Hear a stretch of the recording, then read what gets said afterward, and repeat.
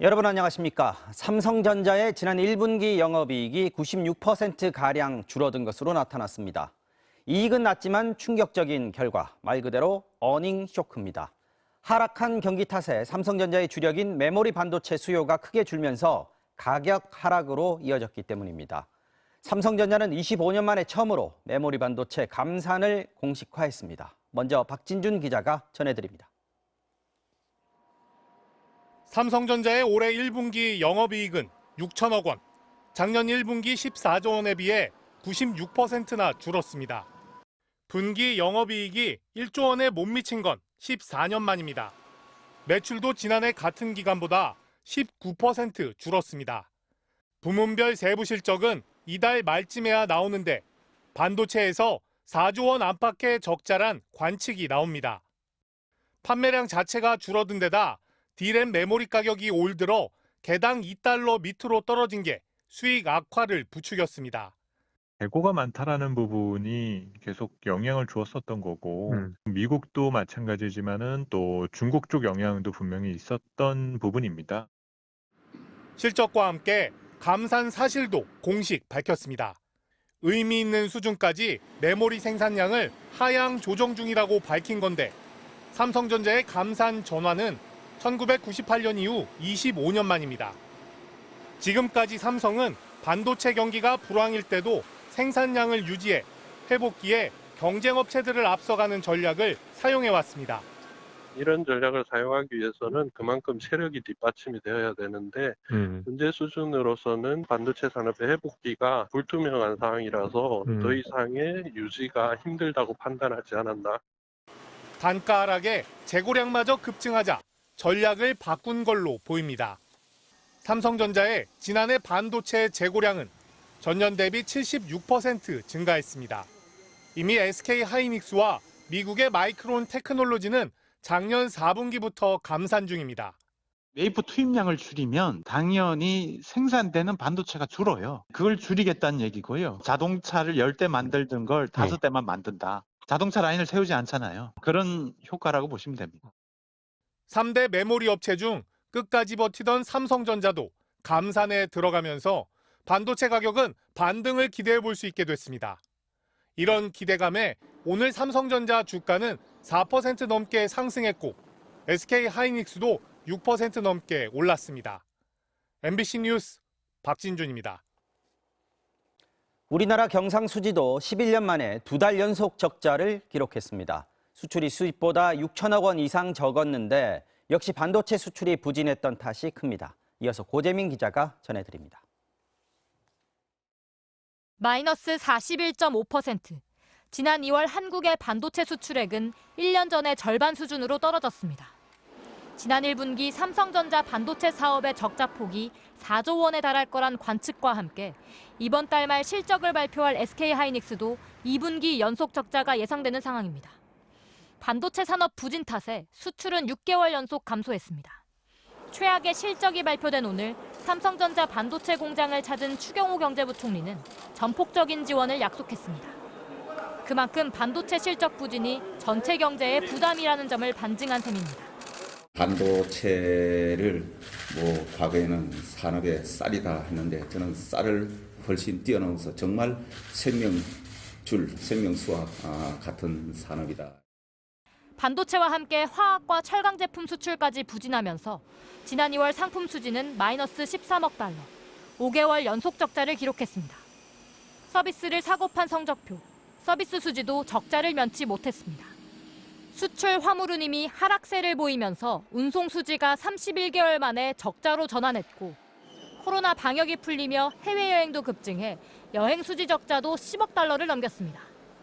상품과 서비스 수지 부진으로 전체 경상 수지는 마이너스 5억 2천만 달러, 우리 돈 약 6천억 원이 넘는 적자를 기록했습니다.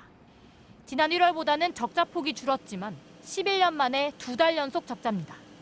다만 한국은행은 지난달 무역 적자 폭이 다소 줄어 3월 경상 수지는 균형 수준을 보일 것으로 예상했습니다.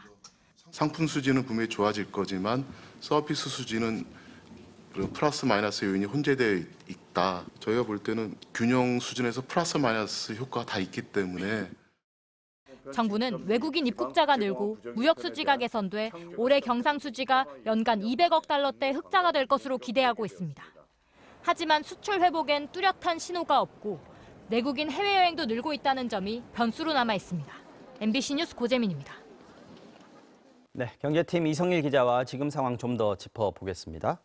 자, 이 기자, 먼저 삼성전자 영업 실적, 어닝 쇼크라고 할 정도로 이익이 크게 줄었는데 오늘 주가는 또 많이 올랐습니다. 예. 기업이 상황이 안 좋아서 생산을 줄이겠다고 한 건데 시장이 볼 때는, 투자자들이 볼 때는 오히려 상황이 나아졌다 이렇게 보는 건가요? 자, 기업은 적자를 버티다 못해서 지금 생산량을 줄인 거거든요. 그렇죠. 근데 투자자들은 동트기 전에 가장 어두운 새벽이 온 것처럼 마치 최악은 지났다 이런 평가를 내린 겁니다. 지금부터 올라갈 것이다 이렇게 예. 보는군요. 네. 자, 메모리 반도체 산업은 매년 수십조 원어치의 장비를 미리 사들인 뒤에요. 이보다 적은 비용을 더해서 제품을 만들기 때문에요. 제품이 안 팔린다고 갑자기 생산을 줄이기가 어렵습니다. 네. 자, 안 팔린 칩은 재고로 쌓이다 보니 가격이 반토막 나고 이게 이제 기업의 적자, 수조 원씩 나게 된 것이 바로 지금의 반도체 산업 상황이거든요. 네. 마지막까지 버티던 삼성전자마저 생산량을 이제 줄였다. 그러니 앞으로는 재고가 줄고 가격이 곧 오를 것이다라는 게 투자자들의 생각입니다. 근데 그렇다고 모든 문제가 해결된 것이냐? 그건 아니고요. 언제부터 그럼 칩을 찾는 수요가 늘어날 것이냐? 이런 새로운 질문을 던져야 될 때가 된 거죠. 그런 맥락에서 보면은 해외 네. 금융기관들이 지금 우리나라 성장률 예상치 1%대로 지금 내놨단 말이죠. 네. 근데 이 얘기는 반도체 가격이 쉽게 회복되지는 않을 거다 이렇게 본다는 거잖아요. 네. 반도체 수요 회복은 미국, 유럽, 중국의 정보통신, IT 산업의 그 경기 회복 여기에 네. 달려 있습니다. 그렇죠. 그런데 1%대 성장률 예상을 했다는 거는 올해 안에는 이거 회복하기 힘들지 않겠느냐 이런 전제가 깔려 있다고 봐야겠죠. 자, 경상수지 적자에 반도체 불황 영향이 크다. 이게 리포트 앞에서 본 건데 네. 그렇다면 경상수지 역시 흑자 전환 쉽지 않다 이렇게 봐야겠네요. 자, 지난 2월에 반도체 수출은 1년 전에 비해서 40% 정도가 줄었습니다. 반도체 수출 감소폭을 절반만 줄였어도 이 상품 수지는 흑자를 낼 수 있었다 이렇게 생각을 할 수 있지만 네. 그렇게 간단한 셈이 잘 먹히지 않는 게 지금의 현실입니다. 자, 코로나 방역 조치 해제한 이후에 국민들의 해외 여행이 급증하면서 생긴 여행 수지 적자 규모도 10억 달러가 넘는데요. 그러네요. 자, 올 2월 경상수지 적자액의 2배 정도가 되는 거죠. 자, 정부가 최근에 외국인 관광객을 유도하는 정책 이걸 내세운 것도 맞습니다. 보면 경상수지 적자를 조금이라도 좀 줄여보자. 네. 궁여지책의 성격이 강하다고 이제 봐야 할 것 같고요. 네.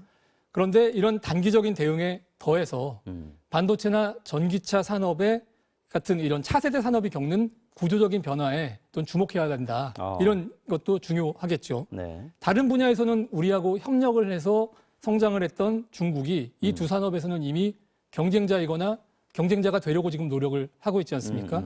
또 미국도 갖은 정책 수단을 동원을 해서 네. 본인들의 경쟁력이 떨어지고 있는 것들을 회복하기 위한 시도를 하고 있는데 모두가 다 개별 기업으로서는 대응하기 쉽지 않은 그런 변수들이기 때문이죠. 대외적인 상황도 역시 만만치 않다. 네. 이성일 기자 잘 들었습니다. 1, 2월에 거친 세금이 예상보다 크게 못 미치면서 올해 세수에 구멍이 생기는 것 아니냐 우려가 많았는데요. 정부가 결국 올해 세수가 예상에 못 미칠 수 있다고 인정했습니다. 경기 부진에 각종 세금 감면이 영향을 미친 건데 나라 살림 운용에 비상이 걸렸습니다. 배주환 기자입니다. 정부는 올해 세금이 작년보다 4조 6천억 원 늘어나 400조 원을 넘어설 것으로 예상했습니다. 이에 맞춰 예산안도 이미 짰습니다. 하지만 2월까지 거친 세금은 54조 2천억 원. 작년보다 오히려 15조 7천억 원이나 줄었습니다. 지난 5년 평균으로 2월까지 1년 세금의 16.8%가 거쳐왔는데 올해는 13.6%에 그친 상황입니다. 부동산, 주식시장 다 좋지 않고 또 기업의 실적이 작년 4분기부터 금년 1분기에 특별히 더 좋지 않기 때문에 이런 영향을 받고 있습니다. 정부가 결국 올해 국세 수입이 예상에 못 미칠 수 있다고 인정했습니다. 추경호 경제부총리는 당초 세입 예산을 잡았던 것보다 부족할 가능성이 커 보인다며 세수는 상반기까지 부진한 모습일 것이고 자산 시장과 경기 회복 정도가 영향을 미칠 것 같다고 진단했습니다. 세수가 부족하면 정부가 국채를 발행해야 합니다. 하지만 국가 채무가 이미 1,000조 원을 넘어 사상 최대를 기록했고 그동안 재정 건전성을 강조한 바 있어 이마저도 어렵습니다. 하반기 경기 회복에 기댈 수밖에 없는 상황인데 최근 국회 예산정책처가 하반기 경제 성장률이 2%에 못 미치는 이른바 상저하저일 수 있다는 우려를 내놓는 등 전망은 밝지 않습니다. 세금이 부족한 만큼 유류세 감면 등 각종 혜택이 줄어들 것이라는 예측이 나오는 가운데 추 부총리는 머지않은 시점에 전기가스요금 인상에 대해 결정할 것이라고 밝혔습니다. MBC 뉴스 배주환입니다.